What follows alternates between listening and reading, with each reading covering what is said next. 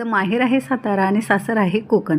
तर आज मला सातारी स्टाईलची मस्त अशी वांग्याची आमटी खायची खूप इच्छा झालेली. जिथे आपण लहानाचे मोठे होतो ती जिभेवर रुळलेली चव कधी जाणार आहे का? आणि विशेष म्हणजे माझ्या मुलांनाही खूप हे जेवण आवडतं. तर म्हटलं चला आज मस्तपैकी अशी सातारी स्टाईल वांग्याची आमटी बनवूया. याला काही जास्त मेहनत नाही. इकडे वांगी कट करून घेतली, मिठाच्या पाण्यात भिजत घातली जेणेकरून ती काळी पडू नये. तिकडे कांदा कट करून घेतला, पातेलं ठेवलं, त्याच्यामध्ये शेंगदाणे भाजून घेतले, ते बारीक करायच्यात. शेंगदाण्याचं कूट बनवायचं आपल्याला. मग पातेलं ठेवलं, त्याच्यात तेल टाकलं, राई टाकली, कांदा छान असा लालसर होईपर्यंत भाजून घ्यायचा आहे, हळद टाकायची आणि वांगी टाकून घ्यायचे. ती त्याचा कलर बदलेपर्यंत छान अशी तेलात परतवून घ्यायची आहेत. त्याच्यानंतर आपल्याला याच्यात खूप सगळे बेसिक मसाले टाकायचे आहेत, नसले तरी चालतील.